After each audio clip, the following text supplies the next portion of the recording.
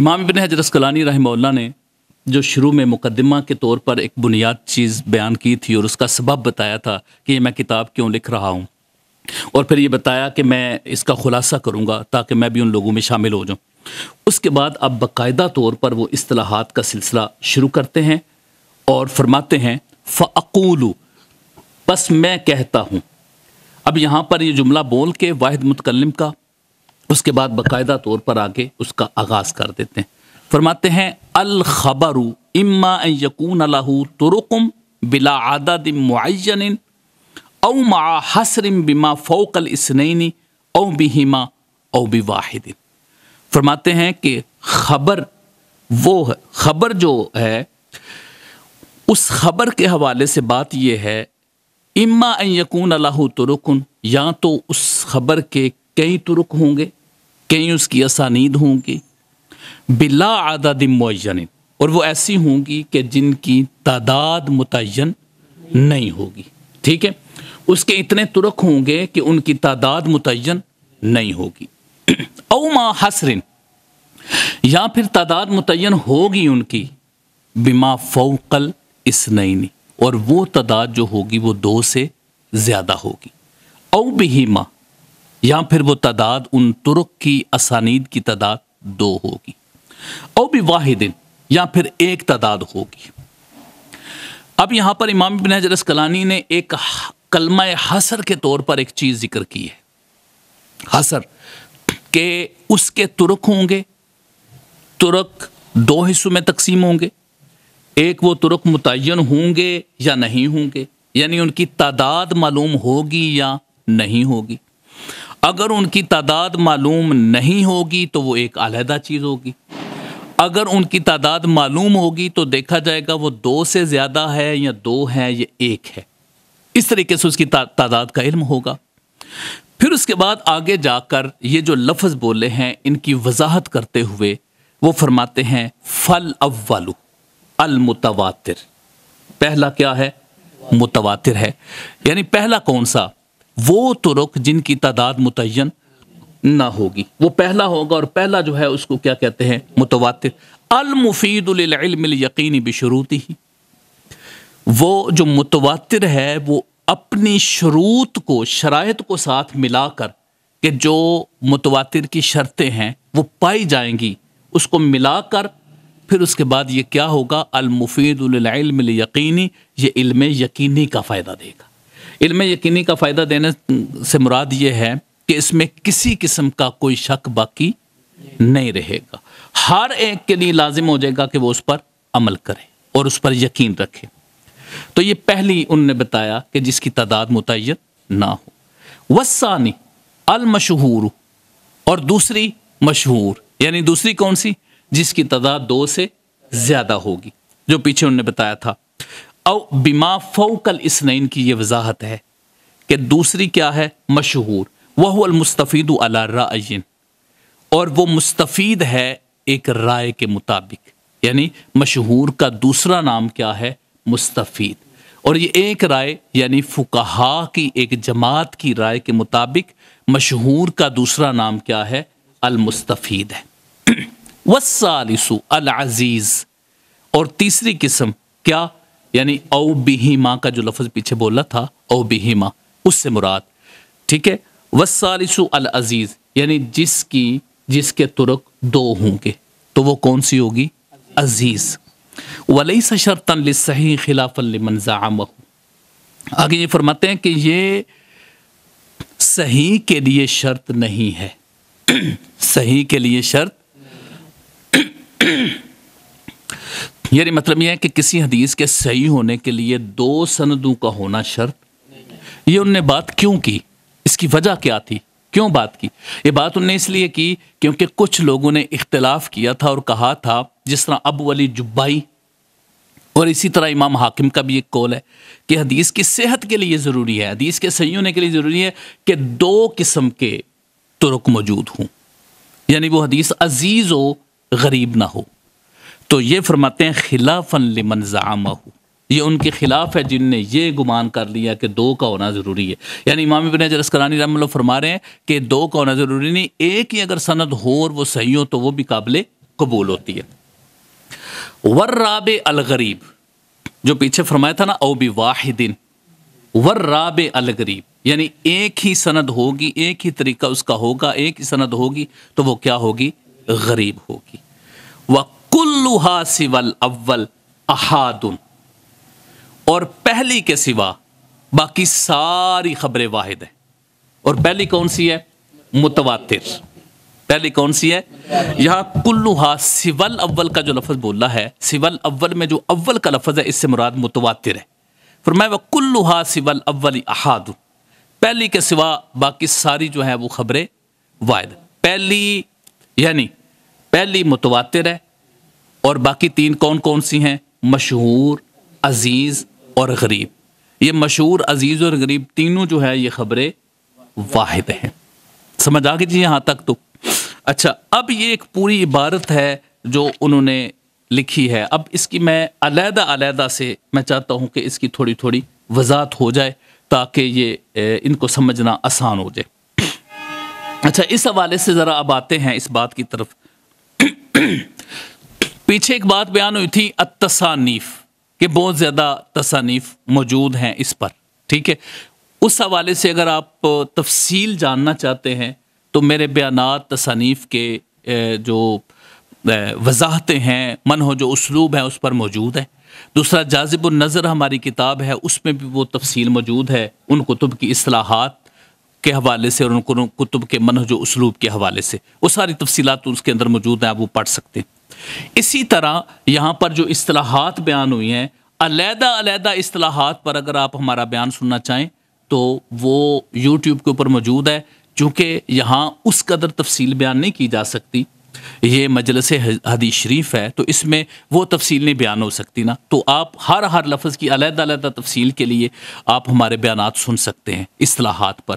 یہاں پر جو امام ابن حجر عسقلانی رحمہ اللہ نے بیان کیا، صرف اس کی طرف ہم اشارہ دے کر آگے چلیں گے۔ سب سے پہلے انہوں نے فرمایا الخبر، خبر کا لفظ استعمال کیا انہوں نے۔ یہاں پر اس مقام پر خبر کی تعریف بیان نہیں کی۔ خبر کا مطلب کیا ہوتا ہے؟ کوئی اطلاع دینا، کوئی بات بتانا۔ وہ بات سچی بھی ہو سکتی ہے، جھوٹی بھی ہو سکتی ہے، کیونکہ خبر کے اندر شک اور جو سچائی ہے، صدق ہے اور جھوٹ ہے، دونوں چیزیں موجود ہوتی ہیں، جو مطلقاً ایک خبر کا لفظ ہے، ٹھیک ہے۔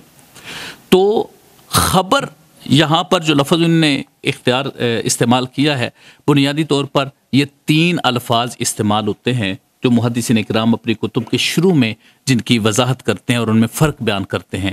ایک خبر، حدیث اور اثر، یہ تین الفاظ عمومی طور پر استعمال ہوتے ہیں۔ میں اس کی ایک جانب آپ کو پہلے بتاؤں گا کہ جو فرق کیا جاتا ہے ان میں وہ، پھر اس کے بعد جو یہ مترادف ہیں کہ نہیں ہیں اس کے بارے میں پھر بتاتا ہوں۔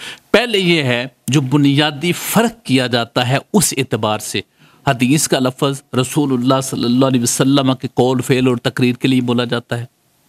اثر کا لفظ صحابہ و تابعین کے اقوال و افعال و تقریر کے لیے بولا جاتا ہے۔ اور خبر کا لفظ پہلے واقعات اور بادشاہوں کی باتیں اور پہلے جو قصے ہیں ان کے لیے خبر کا لفظ بولا جاتا ہے۔ یہ بنیادی طور پر یہ ایک فرق ہے جو ملوز خاطر رکھا جاتا ہے، ورنہ حدیث خبر کے بھی مترادف ہوتی ہے، حدیث اثر کے بھی مترادف ہوتی ہے۔ اور اسی طرح ہی آپ یہ کہہ سکتے ہیں کہ حدیث کا لفظ صحابہ کرام اور تابعین کے لیے بھی بولا جا سکتا ہے، اور جو اثر کا لفظ ہے وہ رسول اللہ صلی اللہ علیہ وسلم کی حدیث مرفوع کے لیے بھی بولا جا سکتا ہے، اور جو خبر ہے وہ بھی تینوں کے لیے بولا جا سکتا ہے۔ وہ خبر جس طرح خبر متواتر ہے، خبر احاد ہے، تو اس کے لیے بھی بولا گیا ہے، تو وہ بھی استعمال ہو سکتا ہے۔ یعنی یہ تینوں لفظ ایک دوسرے کے لیے استعمال ہوئے ہیں، ٹھیک ہے۔ بنیادی فرق پہلے میں نے بتا دیا تھا، اور اب جو ان کے استعمالات ہیں وہ ایک دوسرے کی جگہ پر آپ اس کو، جس طرح امام طبری نے تہذیب الاثار کے نام سے کتاب لکھی ہے، ٹھیک ہے، تو وہ اثر کا لفظ لے کر آئے اور اس کے اندر رسول اللہ صلی اللہ علیہ وسلم کی مرفوع حدیث لے کر آئے۔ امام طحاوی رحمہ اللہ نے شرح معانی الاثار لکھی ہے، شرح مشکل الاثار لکھی ہے، تو اثر کے لفظ کی بنیاد پر انہوں نے اس کتاب کا نام رکھا ہے۔ اسی طرح جو خبر کا لفظ ہے وہ محدثین کرام نے اصطلاحات کتابوں کے اندر استعمال کر لی، اور حدیث کا لفظ تو بڑا معروف ہے۔ تو یہ اس کے اندر یہ تینوں لفظ جو تھے ان کے بارے میں ہم نے شارٹلی یہ سمجھ لیا، علیحدہ علیحدہ سے آپ ہمارے بیان اس پر سن سکتے ہیں۔ آگے فرمایا اما یکون لہ طرق، یا تو یہ اما جو ہوتا ہے یہ حصر کے لیے بھی استعمال ہوتا ہے، یا تو اس کے کئی طرق ہوں گے۔ یہاں پر یکون فعل مضارع ہے، ویسے یہ فعل ناقصہ میں سے بھی آتا ہے۔ لہو طرقن، طرقن جو ہے یہ جمع ہے طریقن یا طریقتن کی، تو یہاں پر اس سے مراد اسانید ہے، جو اسانید بیان ہوتی ہیں ان کے لیے طرق بھی محدثین کرام لفظ استعمال کرتے ہیں، طرق کا بھی۔ فرمایا ان یکون لہ طرقن، یا تو اس کی مختلف اسانید ہوں گی، بلا عدد معین، ان کی تعداد معین نہیں ہوگی، ان کی تعداد شمار میں نہیں ہوگی۔ معین جو ہے یہ باب تفعیل سے ہے، تعیین سے، اس میں مفعول ہے، ٹھیک ہے۔ تو یہاں بتایا جا رہا ہے کہ ان کی تعداد متعین نہ ہو کہ وہ کتنے، ایک مطلب یہ بھی ہو سکتا ہے کہ کچھ نے تعداد کو متعین کیا ہے۔ اب یہاں پر بعض احباب ہیں وہ ہیں جو اس کی تعداد کو متعین کرتے ہیں، مثال کے طور پر بعض نے یہ کہا کہ 7 اسانید ہوں، بعض نے کہا 10 ہوں، بعض نے کہا 12، بعض نے کہا 40 اسانید ہوں تو متواتر ہوگی، اور بعض نے کہا 70 اسانید ہوں گی تو وہ متواتر کے درجے پر پہنچے گی۔ امام ابن حجر عسقلانی رحمہ اللہ نے فرمایا کہ تعداد کا تعین نہیں کرنا، ٹھیک ہے، بس اس کی جو شرائط ہے ان کو سامنے رکھنا ہے کہ ان کی تعداد اتنی زیادہ ہو کہ وہ جھوٹ پر جمع نہ ہو سکتے ہوں۔ تو یہ بتانا مقصود تھا کہ تعداد کو متعین نہیں کرنا جس طرح کے بعد لوگوں نے کیا ہے۔ پھر فرماتے ہیں او مع حصر، یا پھر آپ تعداد متعین کرتے ہیں کہ اتنی سندیں ہونی چاہیے اور ان کی تعداد یہ ہونی چاہیے۔ اگر وہ آپ تعداد متعین کرتے ہیں اسانید کی تو پھر یا تو وہ 2 سے اوپر ہوں گی، یا 2 ہوں گی، یا 1 ہوگی، ٹھیک ہے۔ اچھا، یہاں پر انہوں نے فرمایا ہے کہ او ما حصر بما فوق الاثنین، جو 2 سے اوپر ہوگی، ٹھیک ہے۔ اب جو 2 سے اوپر کا لفظ بولا ہے تو یہ لفظ کس کے لیے آئے گا؟ مشہور کے لیے استعمال ہوگا، اور بہی ماں کی ہما کی جو ضمیر ہے وہ جا رہی ہے 2 طرق کی طرف، ٹھیک ہے۔ او بہی ماں، یا اس کے 2 طرق ہوں گے، او بواحد، یا ایک ہی ہوگا۔ یہاں پر آگے جا کر فرماتے ہیں فل اولو، تو جس کی تعداد متعین نہیں، المتواتر، وہ کیا ہوگی؟ المتواتر۔ یہ باب تفاعل سے اس میں فاعل کا صیغہ ہے، اس کا مطلب ہے کسی چیز کا جاری رہنا یا تسلسل کے ساتھ جاری رہنے والی چیز جس میں کسی قسم کا انقطاع نہ ہے۔ المفید، یہ اس میں فاعل ہے اور باب افعال سے ہے، افادت اس کی مصدر ہے، اس کا مطلب ہے فائدہ مند، فائدہ دینے والی چیز۔ العلم الیقینی، ایسے علم کا فائدہ دے گی جو علم کیا ہے؟ آگے یہ فرمایا بشروط ہی، اس کی شرائط کے ساتھ۔ اب اس کی شرائط کون کون سی ہیں یہ ہم تھوڑا سا سمجھ لیتے ہیں۔ متواتر کے بارے میں ہم سمجھ لیتے ہیں کہ متواتر کی تعریف کیا ہے؟ اس میں راویوں کی تعداد اتنی زیادہ ہو کہ عادتاً ان کا جھوٹ پر جمع ہونا محال ہو، ناممکن ہو، ناممکنات میں سے، یعنی اتنی بڑی تعداد جھوٹ پر کیسے جمع ہو سکتی؟ یہاں تو 2-3 صاحب تقوی لوگوں کو بٹھا دینا تو ان میں اختلاف ہو جائے گا، وہ کہیں گے ہم جھوٹ بولیں گے نہیں، جو سچ ہے وہ ہم آپ کے سامنے رکھیں گے، تو وہ ڈٹ جائیں گے سچ پر۔ تو اگر وہ ہوں ہی محدثین، صاحب تقوی، عادل ہوں، ضابط ہوں، اور ان میں کوئی خرابی نہ پائی جائے تو وہ کسی جھوٹ پر جمع ہو سکتے ہیں؟ اس لیے کہا ہے کہ ان کا اتنی تعداد ہو جائے کہ ان کا جھوٹ پر جمع ہونا محال ہو جائے۔ اب متواتر کی آگے مختلف قسمیں ہیں، متواتر لفظی ہے اور متواتر معنوی بھی ہے، یہ اس کی مختلف قسمیں، یعنی اگر حدیث کے لفظ اسانید بہت زیادہ ہوں اور لفظ ایک جیسے ہوں تو وہ متواتر لفظی ہے، اور اگر الفاظ مختلف ہوں لیکن ان کا معنی ایک ہو، مراد اس کی ایک ہو، تو وہ متواتر معنوی۔ اب انہوں نے یہ فرمایا بشروط ہی، اس کی شرطیں۔ تو حدیث متواتر کی شرطیں کون کون سی ہیں؟ ایک تو یہ ہے کہ راوی کبھی بھی ان کا جھوٹ پر جمع ہونا محال، ممکن ہی نہ ہو کہ وہ جھوٹ پر جمع ہو سکتے ہوں. ایک تو بات یہ ہے.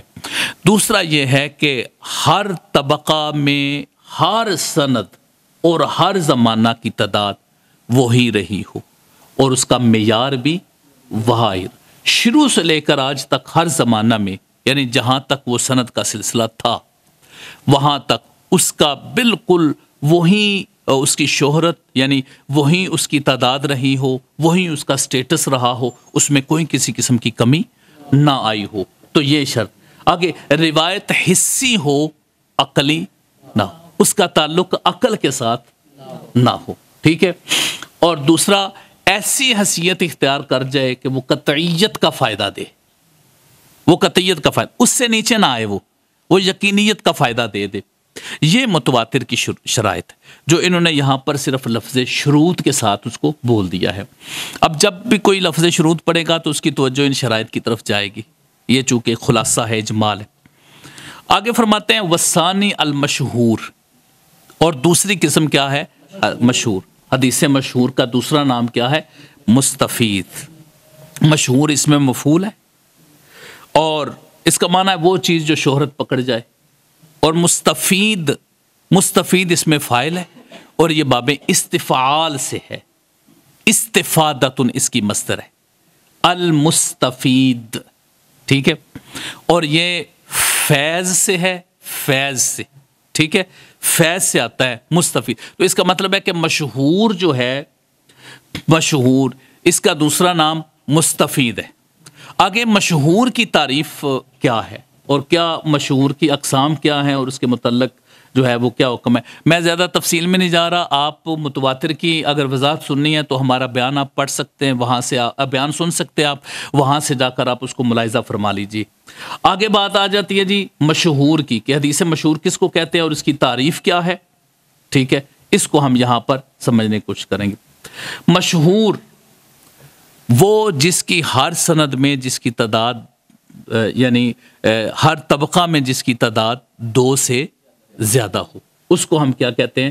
مشہور. مشہور کی 2 قسمیں ہیں، ایک مشہور اصطلاحی اور دوسرا مشہور غیر اصطلاحی. یہ مشہور کی 2 اقسام ہیں، مشہور اصطلاحی اور مشہور غیر اصطلاحی. مشہور اصطلاحی وہ ہے جو ہم نے تعریف بیان کی ہے، اور غیر اصطلاحی وہ ہے جو مختلف فنون کے لوگوں کے ہاں معروف ہو جائے. مطلب کوئی چیز فقہا کے نزدیک معروف ہو گئی ہے، محدثین، کوئی روایت ہے محدثین کرام کے نزدیک معروف ہو گئی ہے، تو مختلف فنون کے ساتھ وہ چیز جو ہے وہ معروف ہو جائے.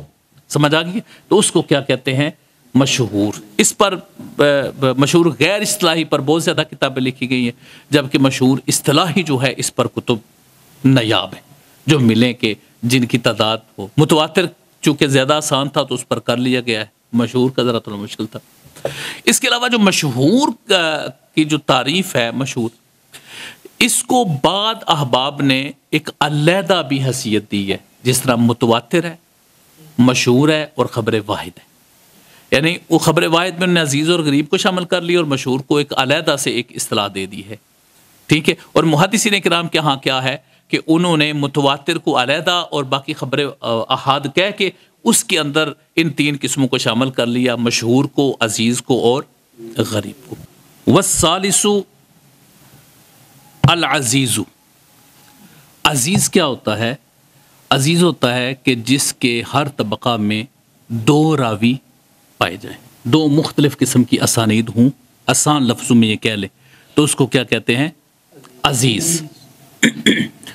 اب حدیث عزیز جو ہے اس کے بارے میں امام ابن حجر اسقلانی رحمہ اللہ نے یہاں پر تھوڑی سی وضاحت کی ہے کہ اس سے مراد کیا ہے.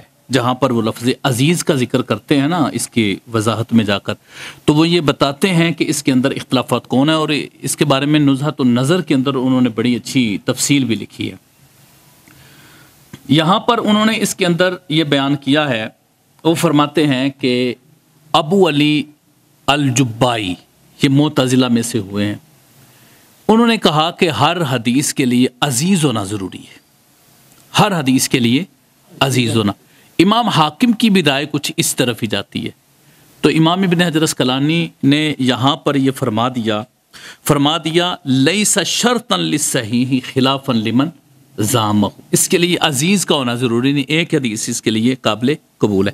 یہاں پر عزیز کا لفظ ہے، یہ صفت مشبہ ہے، اور عزیز کا مطلب ہوتا ہے غالب، قوت، غلبہ۔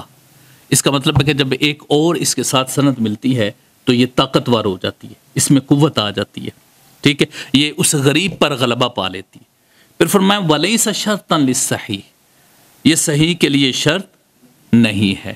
اسی طرح ہی جس طرح عزیز کا لفظ ہے، صحیح کا لفظ بھی اسی طرح ہی استعمال ہوا۔ پھر اس کے بعد فرمایا والرابع، اور چوتھی کیا ہے؟